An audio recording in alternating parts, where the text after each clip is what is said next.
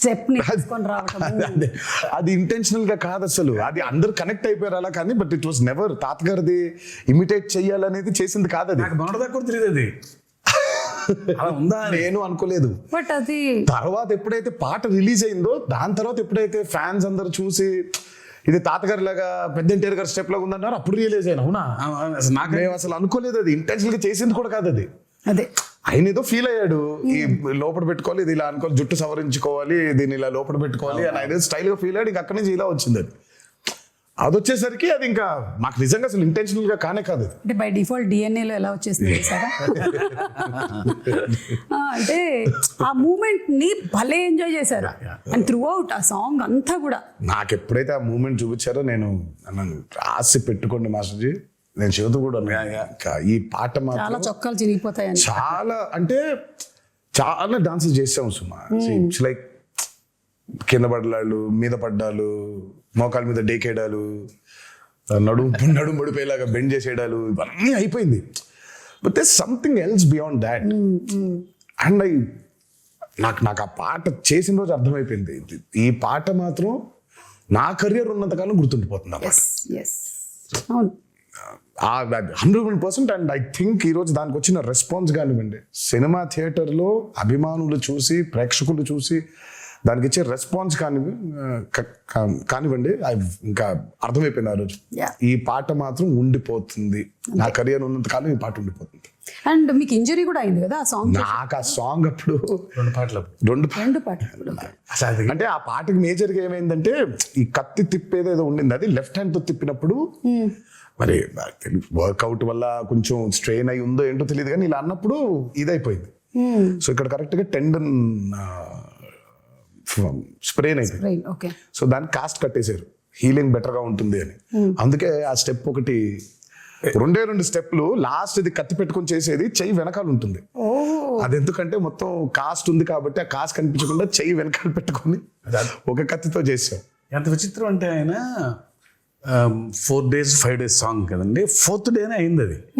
కాకపోతే ఇంకా ఆయన స్కాన్ చేయించలా, రేపు మార్నింగ్ చేపిద్దాం లేదా ఇవాళ మిడ్ నైట్ చేపిద్దాం అనుకున్నాను. అప్పుడు మాత్రం ఈ హ్యాండ్ తో ఎగరేశారు, ఎగరటం బా అంటాం.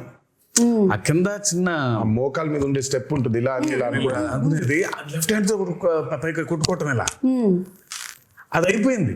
ఆ స్టెప్ అయిపోయి నెక్స్ట్ డే చూస్తే డాక్టర్ చిట్టుపట్ల కట్టేసేయాల్సిందే అన్నారు.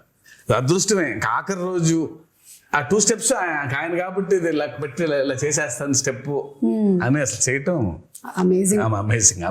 I think what drives you is ఒకటి the passion that you have towards dance and ఈ సినిమా అనే ఆర్ట్ మీద, అండ్ అలాగే దీన్ని ప్రేక్షకులు చూసినప్పుడు, మీ ఫ్యాన్స్ చూసినప్పుడు వాళ్ళ reaction, I think that's what drives you కదా.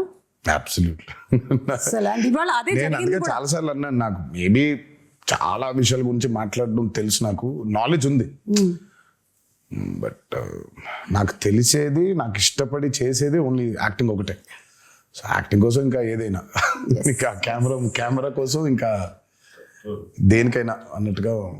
ఈ హ్యాండ్ ప్రస్తావన వచ్చినప్పుడు మరి సైఫ్ అలీ ఖాన్ గారు అండ్ తారక్ మధ్యలో ఒక సీక్వెన్స్, వాళ్ళకి బరిలో దిగి ఫైట్ జరుగుతుంది. అంటే ఫైట్ వాళ్ళు రాత్రి మొదలు పెడితే తెల్లారిపోతుంది అనమాట. అక్కడ ఒక చెయ్యి కట్టేస్తారు కదా, అప్పుడు డౌట్ వస్తుంది నాకు, ఇది ముందు జరిగిందా వెనక జరిగిందా అని. కాదు, అది ముందు ఎప్పుడో తీసాం. ప్రతి సినిమాకి ఒకటి తగులుద్ది, మనకి పూర్తి అవ్వదు, ఫస్ట్ నుంచి కూడా సతాయిస్తూ ఉంటుంది మనల్ని. ఇది ఈ రోజు అయిపోవాల్సింది, ఒక సీన్ కానీ, ఒక ఎపిసోడ్ కానీ, ఒక పాట కానీ ఒకటి మిగిలిపోద్ది. మనం ఎప్పుడో ప్లాన్ చేస్తాం. సినిమా మొదలు పెట్టిన రోజు ప్లాన్ చేసింది ఇది, అది సినిమా ఆఖరి రోజుకి అయింది. అది ఏది, ఈ పాట ఆయుధ పూజ పాట. అందులో ఒక బిట్టు మాత్రం సైఫ్ అలీ ఖాన్ నేను ఆయన ఇద్దరం కొట్టుకొని కింద పడిపోయిన తర్వాత దేవుడు అడిగినట్టు చెప్పినట్టు అని ఉంటుంది, పై చేయి పట్టుకొని లేపు.